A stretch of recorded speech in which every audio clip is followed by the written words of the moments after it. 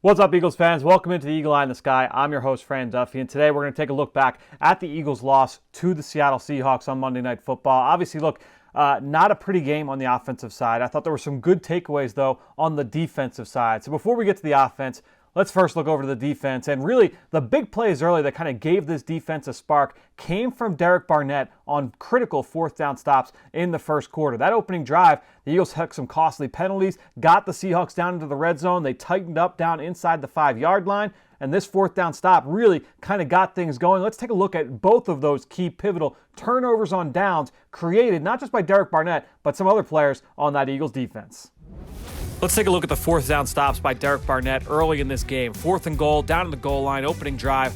The Seattle Seahawks are running a speed sweep with David Moore from right to left. They're going to try and get him the ball on the move. Now, that's going to leave seemingly Barnett unblocked, but really it's going to be a pin pull concept. Kind of a cool play here from the Seahawks, but Barnett's snap anticipation and his explosive first step beat that block from DK Metcalf. He wins off the ball, gets into the backfield. Javon Hargrave also back there did a great job of jumping the snap and getting some penetration, beat the block from the guard in the center, getting into the backfield and kind of causing Moore to kind of stutter his feet as well. But this play was made by Barnett. His snap anticipation, getting there into the backfield, disrupting this play, gets the Eagles a big stop in the red zone. Now we go to a little bit later, 4th and 2. This time, a little bit further away. We're inside the 35-yard line here. You're going to see, once again, a nice job by Barnett. A little bit different here on this one. This is going to be a rub route to the top of the screen. Russell Wilson gets off this very quickly. I don't know if he sees Brandon Graham's color flashing in front of his eyes, but either way, drops his eyes, tries to step up. Barnett does a great job spinning back into the escape lane for Russell Wilson. Nice gap discipline by the Eagles defensive line. They're able to bring him down for a sack. Barnett, nice job here on these two plays of getting home to create some negative plays for the Eagles defense against the Seahawks team. Great to see Barnett continuing to make plays week after week.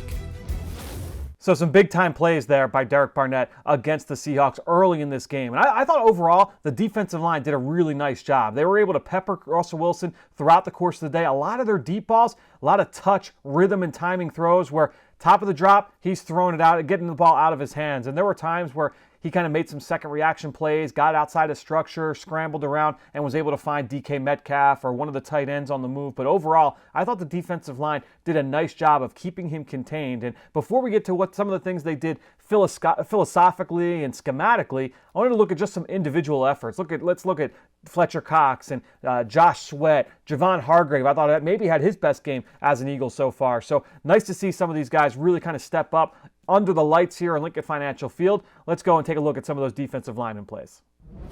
All right, so I wanted to spotlight some of the play of the defensive line. We'll take a look first here at Fletcher Cox in this sack. Russell Wilson's going to drop back, and he's going to try and hit DK Metcalf on a double move. Darius Slay does a nice job staying on top of it. That gives Fletcher Cox enough time to win this one-on-one. He gets the rookie Damian Lewis to the ground, collapses the pocket on Russell Wilson, brings him down for the sack. Nice play there by Fletcher Cox. Then we'll follow it up. Just a couple plays with Fletcher in the run game. You're going to see him here backside of this run. They're going to try and go split zone on the opposite side. TJ Edwards attacks downhill. That creates the one-on-one for Fletcher, and now he's just going to win. You can see he's got vision on the ball carrier. He's got control of the block. Get the ball carrier down to the ground just beyond the line of scrimmage. One more play, very similar, a little bit later in the game. Again, he's going to be on the backside. Look at him use his hands to really control this block. He's going to work that inside arm. He's got eyes on the football, stays square, gets off the block, gets to the ball carrier again, gets him down to the ground. Fletcher Cox really present in the run game against Seattle. Now let's focus our attention on Josh Sweat. Look at him here in the run game. Look how stout on contact. Look at him maximize his length, set a really strong edge. Javon Hargrave, same thing. Forced the cutback from the running back. Gets him back to those green jerseys. You see Alex Singleton, Jalen Mills there on a blitz. Jalen Mills had a really good game on Monday night. And then one more Josh Sweat play. Again, this time flying off the ball. You see that flattened step where he works inside, gets the tackle to throw his hands. You see the double hand swipe, turns the corner, draws what should have been a holding play, gets home to Russell Wilson. Could have been called for a sack, had him in the grasp, but instead it's thrown incomplete, kind of a ticky-tack foul down the field, but nice rush there by Josh Sweat. And then we'll take a look at Javon Hargrave. You're going to see this is just good team run defense everywhere across the board. Everybody stout in their gap. Look at all those green jerseys. Hargrave locks out, stays square, gets off the block, makes the stop at the goal line. Nice job from Hargrave. I thought he had maybe his best game of the 2020 season against Seattle. One more example of that. We're going to see him get into the backfield for a TFL. This is late in the game, fourth quarter. Watch him lined up as the nose. He's going to win just with his initial quickness off the ball here, as you're going to see him fight through this block, stay square, get into the backfield, and come up with the TFL. Again, Hargrave, I thought, maybe had his best game of the 2020 year. So I love seeing some of those plays that we just took a look at from that defensive line group. And let's take a look now, philosophically, how do you kind of keep Russell Wilson in check? How do you keep him at bay? And I think really it ultimately comes down to being multifaceted in your approach. You're going to blitz him sometimes. You know, Russell Wilson, he's known to hold on to the football. He takes some sacks. He took a couple in this game. But ultimately, I think you have to kind of change things up. And so there were some plays where you saw blitz. There were some plays where you saw coverage. There were some plays where just overall it was really good execution by the Eagles in some of their design move the pocket plays. And that's really, I wanted to pick one example of all three here just to show you in this breakdown. Again, you get the blitz, you get some coverage, you get some execution. Let's take a look at those three plays. While he's been undefeated against the Eagles in his career, the Eagles defense has done a nice job against Russell Wilson. And one of the ways you can do that is by being creative with your pressure packages on third down. Watch Brandon Graham stand up as a joker here. He's going to run a two-man game with Fletcher Cox on the interior against the right guard and the center. The Eagles haven't shown this on film at all, so this is not a look that Seattle practiced against. They're unable to pick up this stunt. Fletcher Cox comes in clean, forces Russell Wilson off his spot. You see Javon Hargrave there in pursuit. Nice job of the Eagles placing him there as a contained player. That forces the check down, forces a punt. Nice job there by the Eagles defense. But you can't just always blitz Russell Wilson. You also have to play in coverage. This is second and long. You're going to see here man-to-man coverage.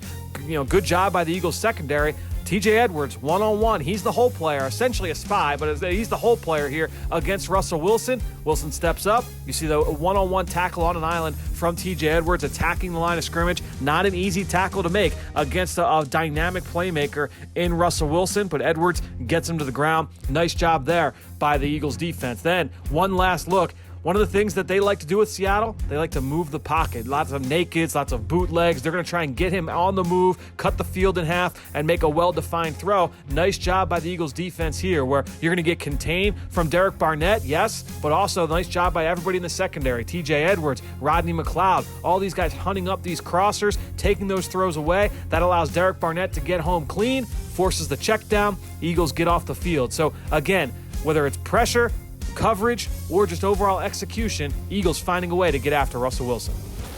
Another aspect of defending this Seahawks offense really comes to stopping the run, and that is a three-pronged approach. You need your D-line, you need your second level, you need your safeties. Your defensive backs as well have to be a factor. And I love talking about run defense when it comes to the safety position, because as safeties become more and more multi-dimensional in today's NFL, and they're lining up everywhere, you get them outside, you get them in the slot, in the box, up on the line of scrimmage, or playing from depth, you're going to have those guys to have different skill sets to defend the run, because lining up on the line of scrimmage is a lot different than attacking the run from playing 25 yards off the ball, right? So I thought we saw some really good examples from Jalen Mills and Rodney McLeod in this game coming down to defend the Seahawks run game. I thought Jalen Mills had a really nice bounce-back game. Not his best performance last week against Cleveland. Thought he really had a nice job rebounding here against Seattle. And then Rodney McLeod continuing his level of strong play. Let's take a look at a couple plays.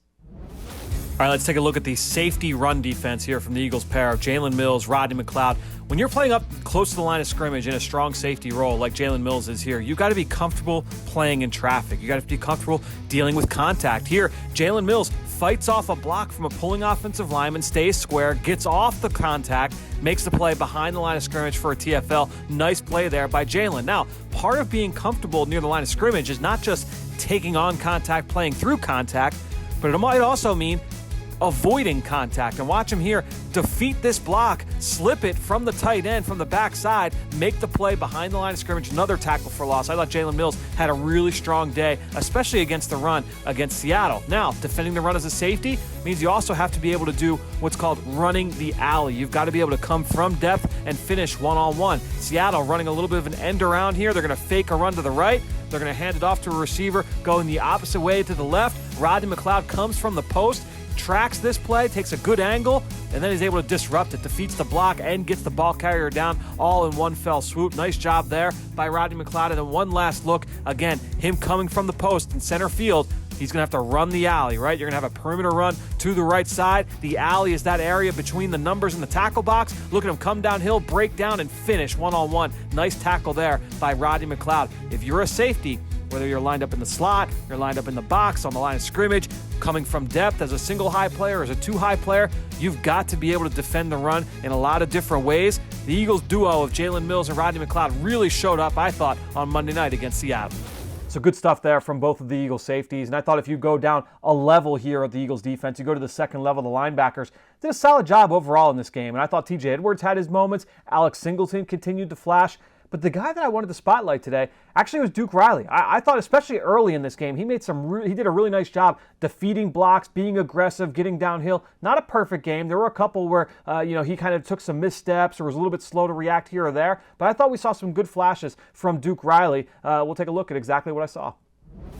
One linebacker who really stood out to me on Monday night against Seattle was Duke Riley. You see here, number 50. Seattle trying to run a little bit of misdirection play where they're going to pull the left guard, try and get the linebackers to false step that way, and then run a toss play the opposite direction. Now, Riley sees it quickly, does it quick enough that he's able to defeat the block from the left tackle, get to the sideline, and get the ball carrier out of bounds. Really nice recognition there by Riley and good range as well. Now you're going to see him here, once again, block recognition, as he's going to recognize this is a trap play. They're going to bring the left guard around to block Fletcher Cox. They want to get offensive linemen up to the second level.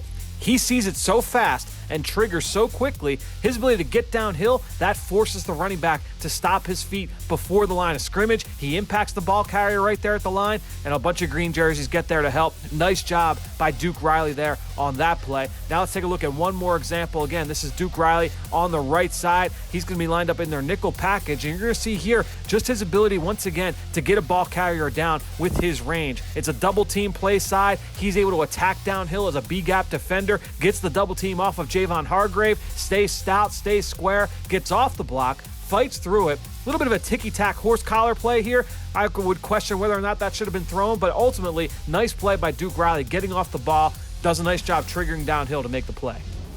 So plenty of stuff defensively for us to break down. And then we go over to the offensive side. And as I said at the top, it was not a pretty performance, right? And that, honestly, not a lot for me to break down. Early on, the first 5 drives start with 3 and outs. It was just not a good performance. And that is, you look at the execution, you look at the blocking up front, pass protection was not good. 6 sacks of Carson Wentz, 3 on third down. Once again, the troubles on third down continued for the first half. They got a little bit hot. I think they went 7 for 8 at one point in this game on third down, but 0 for 5 to kick things off. And I think ultimately not being able to execute on third down, not being able to create some of those big plays, that puts you in a tough spot. And ultimately, the Eagles have just not done enough offensively, run game, pass game, to be able to move the ball with consistency, not just this past week against Seattle, but over the majority of the 2020 season. And I think ultimately, just not a ton for me to break down. It's a lot of stuff that we've been saying over the course of the last few weeks. So rather than beating a dead horse from that topic, I'll just take a look at one sequence that I thought was a good sequence here from the Eagles offense. And really it was the touchdown drive that ended with the Dallas Goedert touchdown. They did some nice things early in this drive to kind of move the ball. We saw some third down conversions. We saw the run game. We saw Carson Wentz taking off and running a couple of times. But ultimately, this little complimentary sequence here, Dallas Goedert getting the touchdown at the end of it, was the one that stood out to me. All right, let's take a look at this 2-play sequence here from the Eagles late in the first half. 11 personnel. You see a couple receivers lined up to the right side. And you're going to get a pre-snap motion here from Dallas Goedert. He gets motioned out to that direction. And this is going to be basically a little picket fence screen. You're going to throw this ball quickly to Goedert. You got a couple blockers out in front. All you're trying to do is get a couple of yards here moving forward. They like to run this play, 2-point conversion, short yardage down on the goal line. Inside the 10 here, you get a couple of blocks out in front. He's able to fall forward for 3, get them inside the 5-yard line. So how did the Eagles follow that up?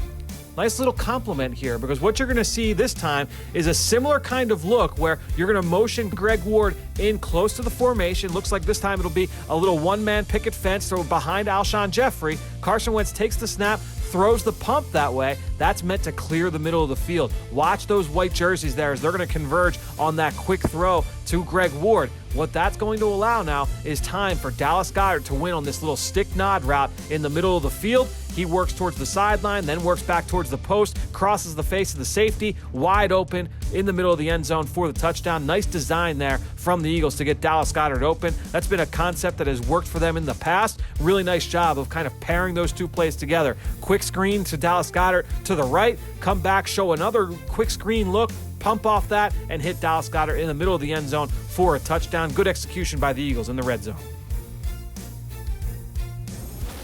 So after that, the Eagles did not reach the end zone until the final play, the final drive, that Hail Mary play from Carson Wentz, tipped up in the air by Travis Fulgham, knocked into the hands of Richard Rodgers. Well-executed Hail Mary play, but if you want to break down to that one, go check that out over on the All-22 review driven by AAA. That is up right here on the Eagles YouTube page. All right, so that'll do it for this week's breakdown. Again, offensively, not a great performance. Defensively, a lot of good takeaways here. I thought that unit played really, really hard and fought until the very end. A lot to clean up, though, as the Eagles prepare to go on the road to Lambeau Field to take on Aaron Rodgers and those Green Bay Packers. We'll be breaking that down on the Eagle Eye in the Sky podcast, fueled by Gatorade. Make sure you go tune in to that wherever podcasts can be found. That can also be found, by the way, right here on the Eagles YouTube page. Eagles game plan coming up as well. We'll be breaking down the matchup that you can get ready for Eagles-Packers this weekend. Thanks so much for joining us here on the Eagle Eye in the Sky. I'm Fran Duffy. We'll talk to you next week. Fly, Eagles, fly.